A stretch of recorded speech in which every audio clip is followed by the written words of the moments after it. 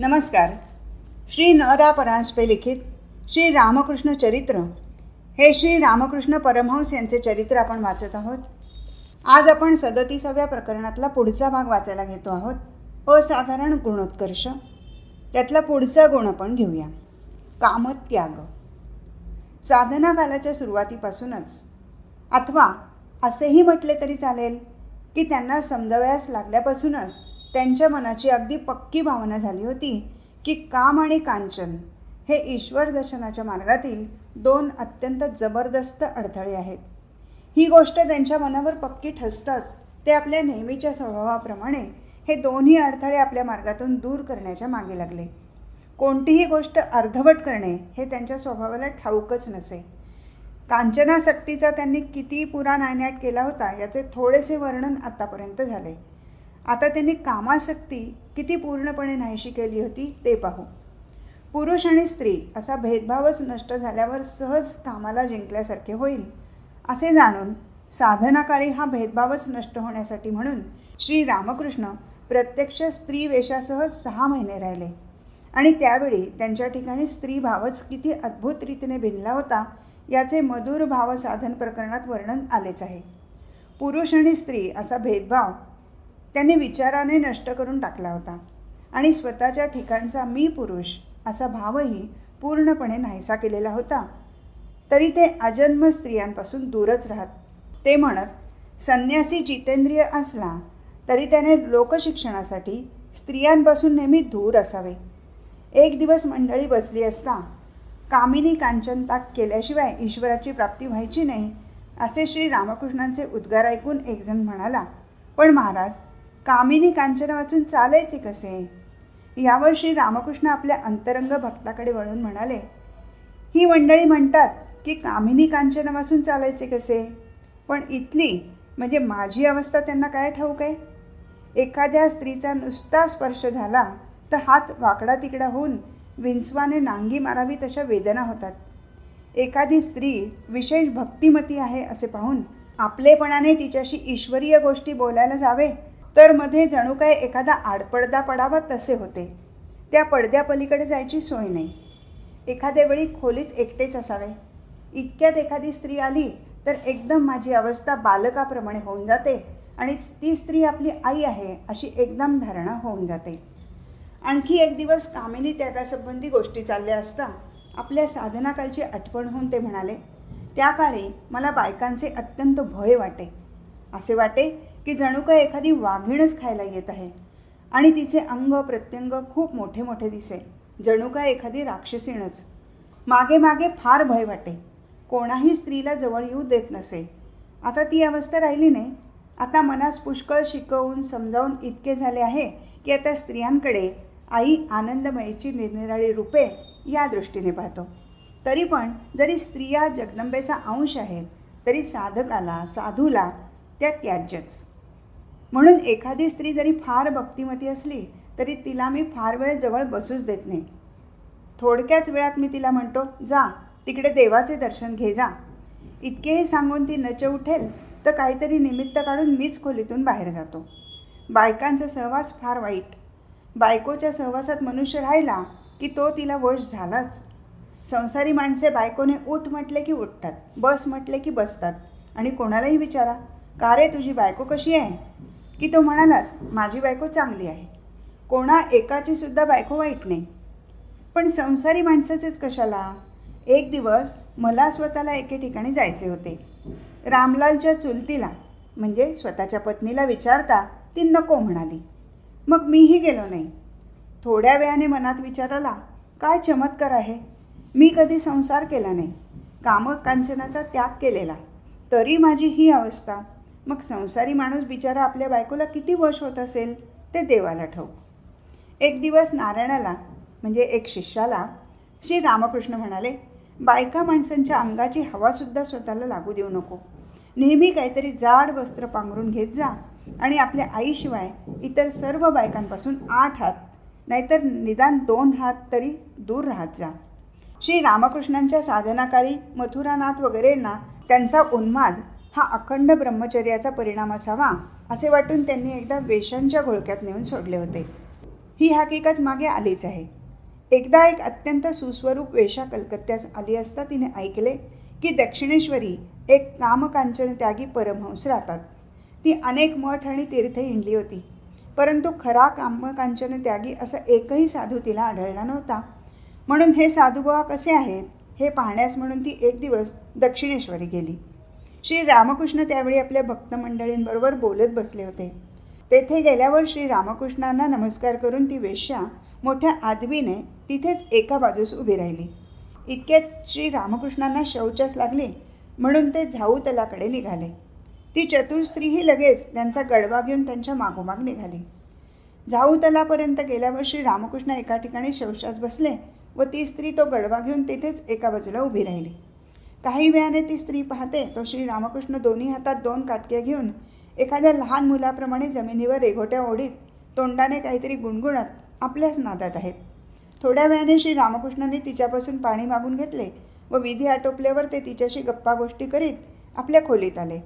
या सर्व प्रकाराने ती स्त्री चकित झाली व श्री रामकृष्णांची क्षमा मागून तेथून निघून गेली. तसेच आणखी एकदा त्यांची परीक्षा पाहण्यासाठी काही कुटाळ मंडळींनी हृदयाला वश करून घेऊन एके रात्री एका वेश्येला त्यांच्या खोलीत नेऊन बसवले. श्री रामकृष्णांची तिच्याकडे नजर जाताच ते आई आई करीत एकदम खोलीतून बाहेर पडले आणि हलधारीला हाका मारून म्हणाले, दादा दादा, इकडे जरा येऊन पहा बरं, माझ्या खोलीत एक कोण माणूस येऊन बसले आहे ते. हलधारीबरोबर इतर मंडळींनाही त्यांनी हाका मारल्या. त्याबरोबर पुष्कळ मंडळी तेथे जमली व त्यांनी त्या वेश्येला तिथून हाकून दिले. हृदयही या कटात सामील होता असे कळल्यावर श्री रामकृष्णांनी त्याची खूप निर्भत्सना केली व काही दिवसांपर्यंत त्याला आपली सेवा करू दिली नाही. पुढचा गुण आहे वासनात्याग. कांचनासक्तीबरोबर इतरही लहान सहान भोगवासनांचा त्यांनी त्याग केला होता.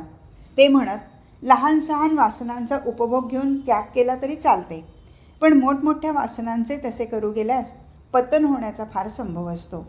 म्हणून त्याचा त्याग विचारानेच त्यातील दोषाकडे नजर देऊन करावा. त्यांनी आपल्या लहान सहान वासनांचा त्याग असाच उपभोग घेऊन केला. एखादा विशेष जिन्नस घेण्याची अथवा काही विशेष पदार्थ खाण्याची अथवा काही पाहण्याची इच्छा झाल्यास ते ताबडतोब मथुरबाबूंना सांगून ती पुरी करून घेत. अशा प्रकारच्या अनेक मौजेच्या गोष्टी ते सांगत. एकदा त्यांना भरजरी पोशाख घालून रुपयाच्या गुडगुडीतून तमाखू ओढण्याची इच्छा झाली. ते सांगत असत. मथुरला सांगितले. त्याने पोशाख तयार करविला आणि 1 रुपयाची सुंदर गुडगुडी आणून दिली. मग मी तो भरजरी पोशाख घालून हातात ती रुपयाची गुडगुडी घेऊन मोठ्या ऐटीने ओढण्यास बसलो आणि एकदा इकडून एकदा तिकडून एकदा वरून एकदा खालून सर्व बाजूनी थोडे थोडे झुरके मारले आणि मनाला म्हणालो, मना, याला म्हणतात भरजरी पोशाख करून रुपयाच्या गुडगुडीतून तमाखू ओढणे. बस झाली ना तुझी इच्छा पुरी, असे म्हणून ती गुडगुडी तशीच टाकून दिली. अंगातले कपडे काढून खाली टाकले. मना, हे जरीचे कपडे बरे, यांनी रजोगुण वाढतो, हे नकोत आपल्याला, थू थू. श्री रामकृष्ण सांगत असत. लहानपणी गंगेवर स्नान करीत असता एक दिवस एका मुलाच्या कमरेला सोन्याचा करगोटा पाहिला. पुढे अशी स्थिती झाल्यावर म्हणजे उन्मादावस्था प्राप्त झाल्यावर एक दिवस तसला करगोटा घालायची इच्छा झाली. मथुरला सांगितले. त्याने एक सोन्याचा सुंदर करगोटा आणून दिला. तो घातला, पण तत्क्षणीच अंगातला वायू भरभर वर जाऊ लागला आणि अंगाला वेदना होऊ लागल्या. सोने अंगाला लागले की नाही, झाले, लगेच तो काढून फेकून द्यावा लागला. पुढचा गुण आहे सत्यनिष्ठा. सरळ स्वभाव, पावित्र्य, कामकांचन त्याग वगैरे प्रमाणेच श्री रामकृष्णांच्या ठिकाणी सत्यनिष्ठेची पराकाष्ठा होऊन गेली होती. त्यांच्या तोंडून असत्य भाषण कधीही बाहेर पडले नाही. आज अमुक ठिकाणी जाईन असे म्हटले की ते तेथे जायचेच. अमुक काम करीन असे म्हटले की ते काम करायचेच. थट्टेत सुद्धा कोणी खोटे बोललेले त्यांना खपत नसे. अमुक गोष्ट करीन असे म्हणून जर कोणी ती केली नाही तर ते तात्काळ त्याची कान उघडणी करीत. एक दिवस ते ब्राह्म समाजात गेले असता शिवनाथ बाबूंना काही काम असल्यामुळे ते तेथे हजर राहू शकले नाहीत. त्यांच्या संबंधाने बोलताना श्री रामकृष्ण म्हणाले, शिवनाथला पाहिले म्हणजे मला फार आनंद होतो. त्याची ईश्वराच्या ठिकाणी फार भक्ती आहे. इतके लोक त्याला मान देतात तेव्हा त्याच्यामागे थोडीफार ईश्वरी शक्ती खास असली पाहिजे. पण शिवनाथाच्या अंगी एक फार मोठा दोष आहे. त्याचे बोलणे ठीक नाही. त्या दिवशी मला म्हणाला की मी दक्षिणेश्वरी येईन, पण आला नाही व काही निरोपही पाठवला नाही. हे चांगले नाही. असे म्हणून ते म्हणाले, सत्यवचन हीच कलियुगातील तपस्या. सत्यनिष्ठेच्या जोरावर भगवानाचा लाभ करून घेता येतो. सत्यनिष्ठा नसेल तर मनुष्याचा हळूहळू सर्वनाश होतो. ते नेहमी म्हणत असत की 12 वर्षेपर्यंत जर काया वाचा मने सत्याचे पालन केले तर मनुष्य सत्यसंकल्प होतो. त्याचा शब्द आई कधीही मिथ्या होऊ देत नाही. अगदी लहानपणापासून श्रीरामकृष्ण स्वतः अत्यंत सत्यनिष्ठ होते. ही त्यांची सत्यनिष्ठा उत्तरोत्तर वाढत जाऊन खरोखरच शब्दशः त्यांच्या हाडी माशी कशी खिळली होती हे पाहिले म्हणजे आश्चर्याला सीमा उरत नाही. एक दिवस आपल्या भक्त मंडळींबरोबर बोलत असता ते म्हणाले, सत्य सत्य करायला लागून माझी ही काय अवस्था होऊन गेली आहे पहा बरे. एखाद्या वेळी जर सहज बोलून गेलो की आज जेवणार नाही तर भूक लागली तरी काही खायची सोय नाही. एखाद्याला काही काम सांगितले तर ते त्याने केलेच पाहिजे. दुसरा करीन म्हणेल तर सोय नाही. ही अशी अवस्था आहे पहा बरे. याला काही उपाय नाही का? एक दिवस जाऊतलाकडे तांब्या घेऊन जायला मी एक जणाला सांगितले. तो बरे म्हणाला, पण काही काम होते म्हणून निघून गेला. त्याच्याऐवजी दुसरा एक जण तांब्या घेऊन इकडे आला. शौचाहून परत येऊन पाहतो तो तांब्या घेऊन दुसराच एक जण उभा. त्याच्या हातून काही पाणी घेवले नाही. नुसतं हाताला माती लावून तो येईपर्यंत तसाच उभा राहिलो झाले. काय करायचे? आईच्या पादपद्मी फुले वाहत जेव्हा सर्व गोष्टींचा त्याग करू लागलो तेव्हा म्हणू लागलो, आई ही घे तुझी शुचिता आणि अशुचिता. हा घे तुझा धर्म आणि अधर्म. हे घे तुझे पाप आणि पुण्य. हे घे तुझे चांगले आणि वाईट. मला फक्त तुझी भक्ती दे. परंतु त्यावेळी हे घे तुझे सत्य आणि असत्य असे म्हणू शकलो नाही. सत्याचा त्याग कसा करू? त्यांच्या तोंडून बाहेर पडणाऱ्या गोष्टी कोणत्या ना कोणत्या तरी रीतीने खरोखरच प्रत्यक्ष घडून येत. दिसावयास अशक्य अशा गोष्टीसुद्धा काही अतार्किक रूपाने खऱ्या होत. तोंडातून बाहेर पडणाऱ्या गोष्टींचे राहो, पण त्यांच्या मनातसुद्धा असत्य संकल्पाचा कधीही उदय होत नसे. त्यांना एखादी इच्छा झाली तर ती कशी ना कशी तरी पूर्ण होईच. काशीपूर येथील बगीचात गळ्याच्या रोगाने आजारी असता एक दिवस ते जवळच्या मंडळींकडे पाहून म्हणाले, यावेळी कुठे एखादा आवळा मिळेल का? तोंडाला चव म्हणून कशी ती नाही. जर एखादा आवळा चघळायला मिळेल तर किती छान होईल. ते दिवस आवळ्याचे नव्हते म्हणून त्यावेळी आवळा कसा मिळतो असे वाटून सर्वजण निराशेने स्वस्थ बसले. त्यांच्यापैकी दुर्गाचरण नाग, श्री नाग महाशय यांना मात्र स्वस्थ बसवेना. आवळे मिळवल्या वाचून स्वस्थ बसायचे नाही असा विचार करून तेथून त्यांनी लगेच जवळपासचे बगीचे धुंडावयास सुरुवात केली. लागोपाठ 2 दिवस हिंडल्यावर तिसऱ्या दिवशी त्यांना एका बगीचात एका झाडाला 2-3 आवळे सापडले. ते तोडून घेऊन त्यांनी त्याच पावली काशीपुरात जाऊन ते श्री रामकृष्णांना दिले. त्यांची खात्री होती की ज्या अर्थी श्री रामकृष्णांना आवळे खाण्याची इच्छा झाली आहे त्या अर्थी कोठे ना कोठे तरी आवळे सापडलेच पाहिजेत. एक दिवस भक्तमंडळींशी बोलत असता श्री रामकृष्ण मध्येच म्हणाले, मला आता चांगला हिंगबिंग घातलेली गरम गरम खुसखुशीत कचोरी खायची इच्छा झाली आहे. हे ऐकून एकजण म्हणाला, तर मग मी आत्ताच कलकत्त्याला जाऊन कचोरी घेऊन येतो. श्री रामकृष्ण म्हणाले, नको, कचोरीसाठी मुद्दाम इतक्या लांब जायची गरज नाही आणि शिवाय इतक्या लांब येईपर्यंत ती गरम कशी राहील.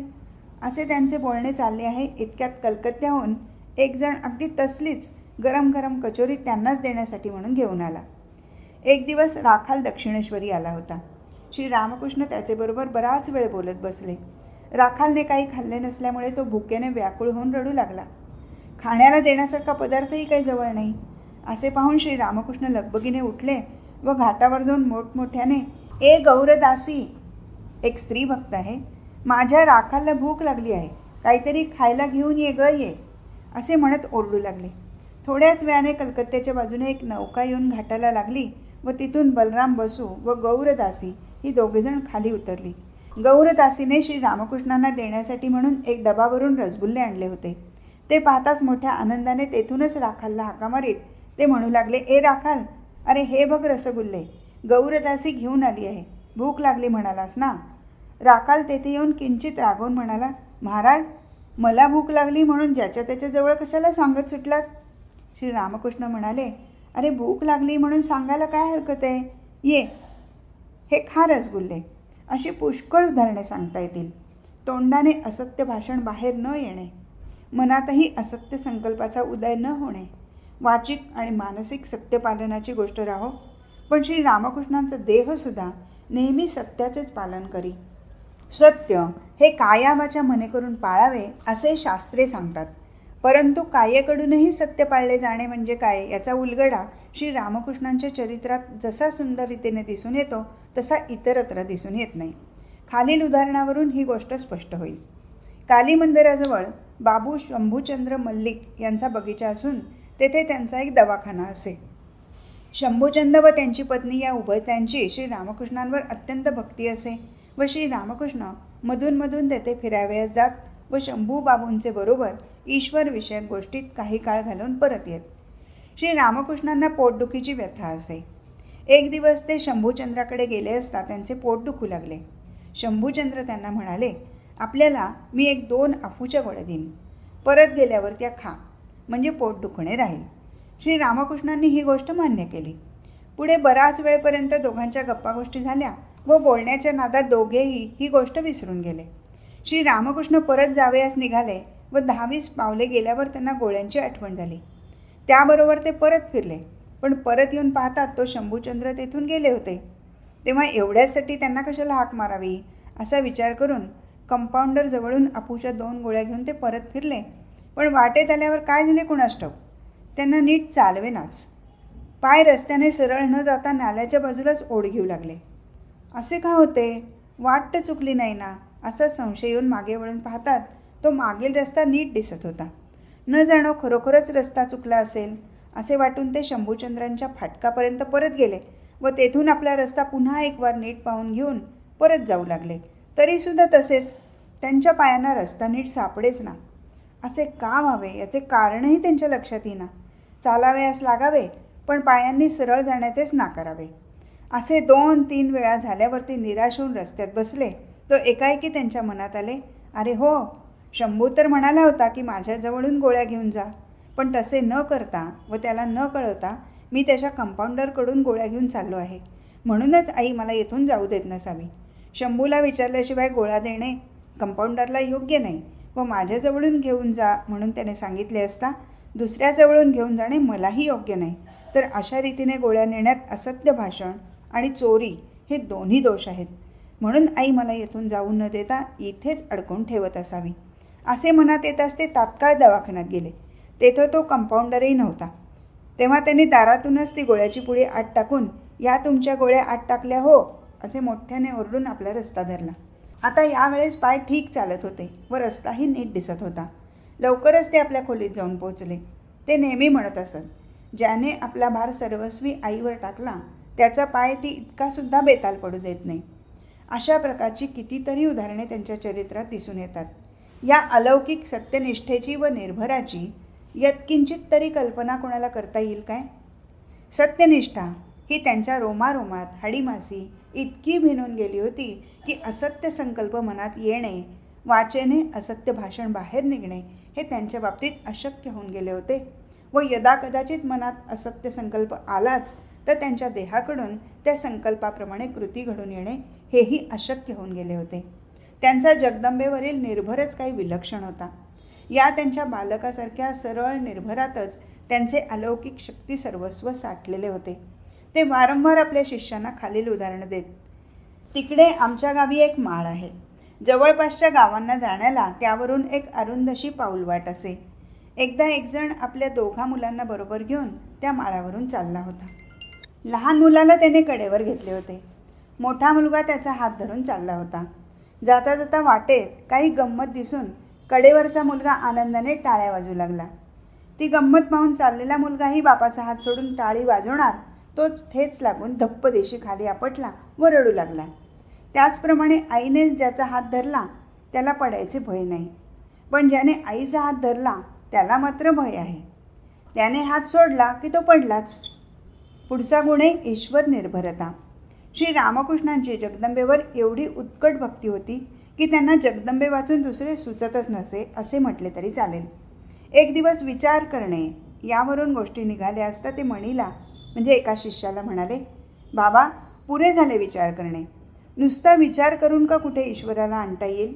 न्यांगटा म्हणत असे, ईश्वराच्या एका अंशाने हे सारे ब्रह्मांड उत्पन्न झाले आहे.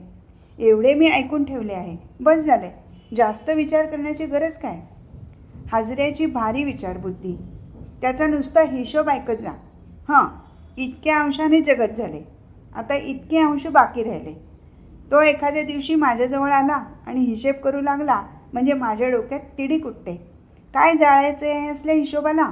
मला ठाऊक आहे की मला काही एक कळत नाही आणि मी कधी कळून घेण्याचा प्रयत्न पण करीत नाही. मी नुसतं आई आई करून टाहो मात्र फोडत असतो झाले. तिची इच्छा असेल तसे ती करील.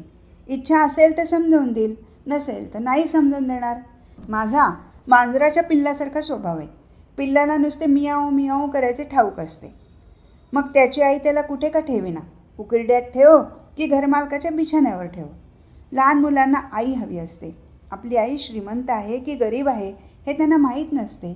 मोलकरणीच्या मुलालासुद्धा सगळा आधार आईचा.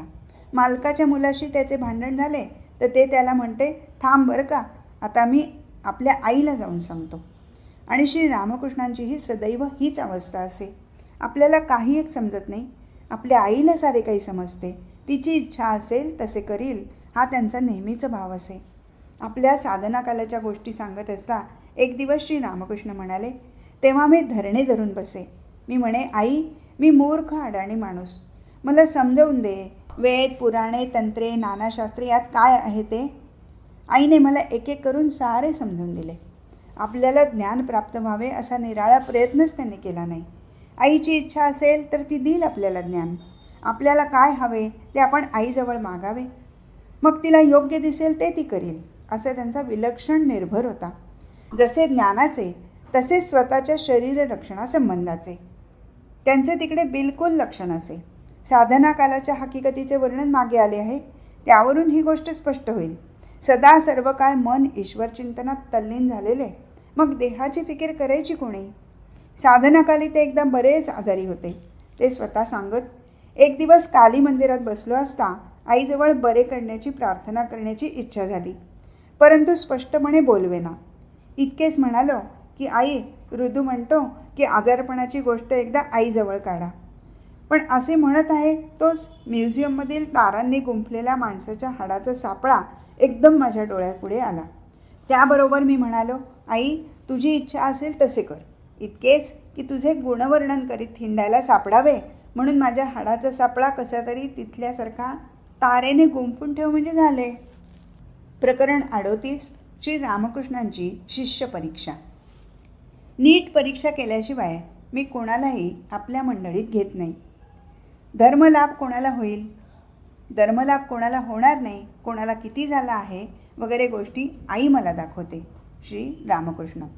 शास्त्रामध्ये गुरुला भवरोग वैद्य असे म्हटलेले आहे. हे नाव उगीच अलंकारिक नसून ते खरोखरच अर्थपूर्ण आहे हे श्री रामकृष्णांच्या सहवासाने कळून येईल.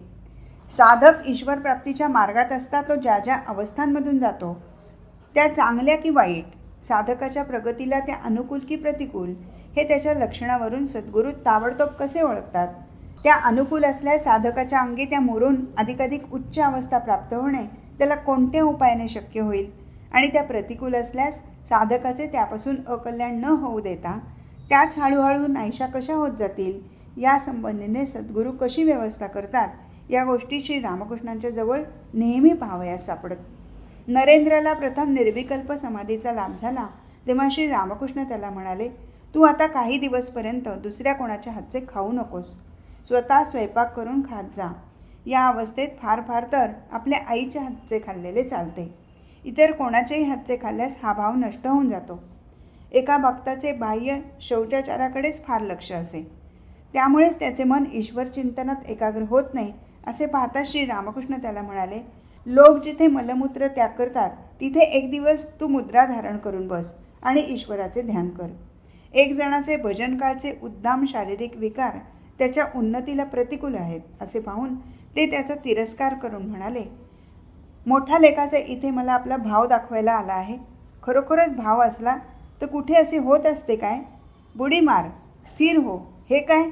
मग इतरांच्याकडे वळून म्हणाले, एखाद्या मोठ्या कढईत अर्धा चटाक दूध टाकून खाली चांगला दणकून जाळ लावला की नाही तसा त्याचा भाव आहे.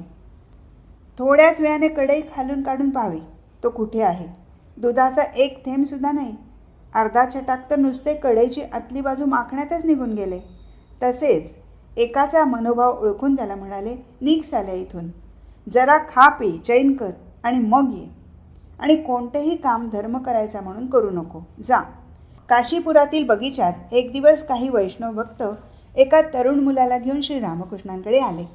तो मुलगा ईश्वरभक्ती करीत असे, परंतु अलीकडे 4-5 दिवस झाले त्याचे आचरण एखाद्या उन्माद झालेल्या माणसासारखे होई. त्याचे तोंड, छाती लाल झालेली होती. तो अत्यंत दीनभावाने ज्याच्या त्याच्या पायाची धूळ आपल्या शिरावर धारण करी. ईश्वराच्या नामोच्चाराने त्याच्या अंगास कंप सुटून रोमांच उभे राहत. दोन्ही डोळ्यातून एकसारख्या अश्रुधारा वाहत असल्यामुळे डोळे सुजून लाल झाले होते व शरीराकडे त्याचे बिलकुल लक्षच नव्हते. एक दिवस नामसंकीर्तन करत असता एकाएकी त्याची अशी अवस्था झाली व तेव्हापासून त्याची हीच अवस्था होती. तेव्हापासून जेवण, खाण व निद्रा नाहीच म्हटले तरी चालेल. रात्रंदिवस ईश्वर दर्शनाच्या तळमळीने तो व्याकुळ झालेला असे. त्या मुलाला पाहता श्रीरामकृष्ण म्हणाले, हा मधुर भावाचा आरंभ दिसतो, परंतु याची ही अवस्था टिकणार नाही, याच्याने टिकवली जाणार नाही. ही अवस्था राखणे फार कठीण गोष्ट आहे. स्त्रीचा नुसता स्पर्श झाल्यास म्हणजे कामभावाने स्पर्श झाल्यास ही अवस्था तात्काळ नष्ट होऊन जाते. श्रीरामकृष्णांचे बोलणे ऐकून व निदान या मुलाला वेळ तरी लागले नाही असे पाहून त्या मंडळींना बरे वाटले. त्यानंतर काही दिवसांनी असे कळले की श्रीरामकृष्णांनी सांगितले होते ते खरोखरच झाले. भावाच्या क्षणिक उद्दीपनाने त्याची जितकी उच्च अवस्था झाली होती तितकेच तो त्याचा भाव संपताच त्याचे अधःपतन झाले. आणि खरोखरच नुसता भाव अथवा समाधीलाभ होऊनच सर्व काही संपले असे नाही. त्याचा वेग धारण करता येणे, ती उच्च अवस्था अंगात मुरवून घेता येणे ही तितकीच महत्त्वाची गोष्ट आहे. ही गोष्ट करता न आल्याने उच्च अवस्थेला पोचलेल्या कित्येक साधकांचे अधःपतन होते. मनात वासनांचा लवलेश असला तरी ती उच्च अवस्था कायम राहत नाही. म्हणूनच साधकाने वासनांचा समूळ त्याग करावा असे शास्त्रांनी सांगितले आहे. असो, औषधे कितीही उत्तम असली, रोगाचे अचूक निदान झाल्याशिवाय त्यांचा प्रयोग केल्यास ती जशी काही कामाची नव्हेत. तसेच उपदेशवाक्ये कितीही उत्तम असली तरी शिष्याची बिनचूक परीक्षा केल्याशिवाय त्यांचा प्रयोग केल्यास तीही निरुपयोगीच होतात. म्हणून गुरुला शिष्याची परीक्षा बिनचूक करता आली पाहिजे. हा गुण श्रीरामकृष्णांमध्ये पूर्णत्वाने वास करत असे. त्यांना माणसाची पारख काही विलक्षण असे. कोण कसा आहे हे त्यांना बिनचूक समजे. आपल्याकडे येणाऱ्या प्रत्येकाच्या मनातील भाव पूर्णपणे ओळखून ते त्याच्याशी वर्तन करीत व त्याच्या स्वभावानुरूप ते त्याला आपल्या स्वतःशी वर्तन ठेवायला लावीत. उदाहरणार्थ, नरेंद्र संबंधाने ते म्हणत, नरेंद्र माझी सासूरवाडी आहे. स्वतःकडे बोट करून म्हणत, याच्या आत जो कोणी आहे तो जणू मादी आहे. आणि नरेंद्रकडे बोट करून म्हणत, याच्यात जो कोणी आहे तो जणू नर आहे. ते नरेंद्रला स्वतःची कोणतीही सेवा करू देत नसत. ते म्हणत, त्याला सेवा करण्याची जरूर नाही.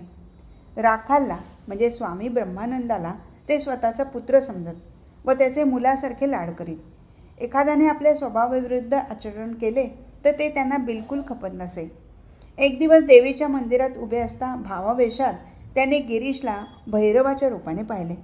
तेव्हापासून ते त्याला साक्षात भैरव समजत व त्याची वाटेल तसली बोलणी ते खुशाल हसत हसत ऐकून घेत. एक दिवस दुसरा एक जण त्यांना गिरीशसारखेच बोलू लागला. त्याबरोबर त्यांनी त्याला थांबवून म्हटले, हा भाव तुला योग्य नाही, तो गिरीशलाच शोभतो. याप्रमाणे इतर सर्वांशी त्यांचा शांत अगर वात्सल्य, कोणता तरी एक संबंध ठरलेला असे. ते म्हणत, काचेच्या कपाटातील सर्व वस्तू ज्याप्रमाणे दिसतात त्याप्रमाणे माणसाच्या आत काय आहे काय नाही ते सर्व आई मला दाखवून देते. माणसाच्या पाठीवरून आणि छत्रीवरून त्याचा स्वभाव मला ओळखता येतो. आपल्या आश्रयाला येणाऱ्या प्रत्येकाची ते अत्यंत बारकाईने परीक्षा करीत व तीत तो उतरला तरच त्याच्याशी मनमोकळे करून वागत. त्यांची ही निवड कधीही चुकीची ठरली नाही. केशवचंद्र सेन यांच्या अनुयायात फाटाफूट होऊ लागल्यावर एक दिवस ते त्यांना म्हणाले, केशव, तू आपल्या मंडळीत वाटेल तशी खोगीर भरती करतोस म्हणून असे होते. नीट परीक्षा केल्याशिवाय मी कोणालाही आपल्या मंडळीत घेत नाही. आज इथेच थांबू. हरिओम तत्सत.